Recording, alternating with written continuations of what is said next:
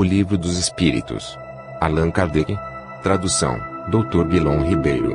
76ª edição, 1944. Parte 2ª. Do mundo espírito ao mundo dos espíritos. Capítulo 1. Dos espíritos. Origem e natureza dos espíritos. 76. Que definição se pode dar dos espíritos? Pode dizer-se que os espíritos são os seres inteligentes da criação.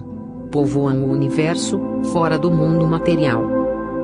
Nota: a palavra espírito é empregada aqui para designar as individualidades dos seres extracorpóreos e não mais o elemento inteligente do universo.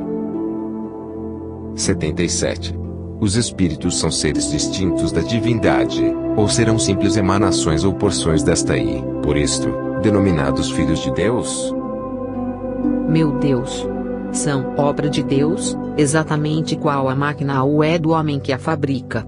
A máquina é obra do homem, não é o próprio homem. Sabes que, quando faz alguma coisa bela, útil, o homem lhe chama sua filha, criação sua. Pois bem, o mesmo se dá com relação a Deus, somos seus filhos, pois que somos obra sua. 78. Os espíritos tiveram princípio, ou existem, como Deus, de toda a eternidade.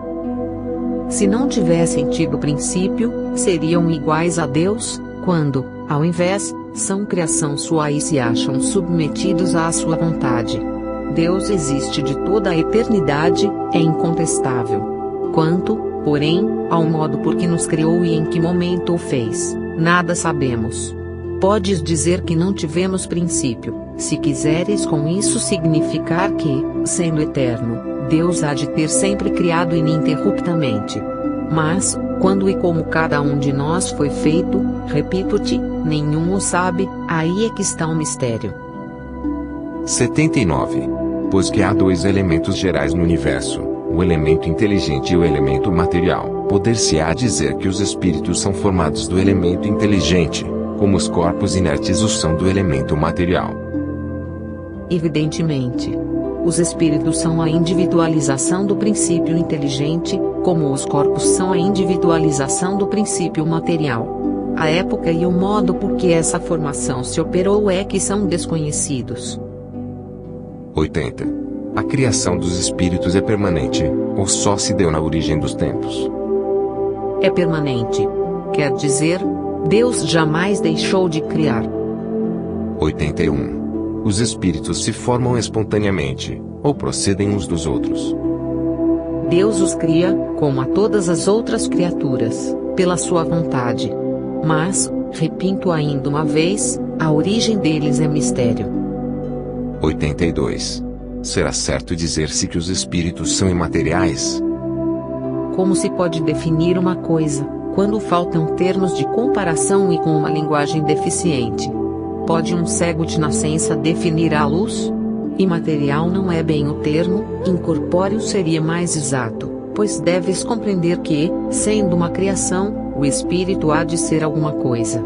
É a matéria quintessenciada, mas sem analogia para vós outros, e tão etérea que escapa inteiramente ao alcance dos vossos sentidos.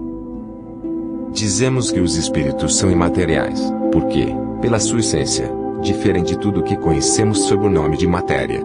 Um povo de cegos careceria de termos para exprimir a luz e seus efeitos.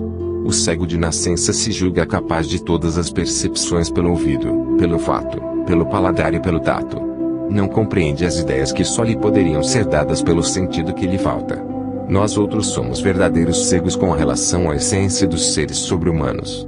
Não os podemos definir senão por meio de comparações sempre imperfeitas, ou por um esforço de imaginação.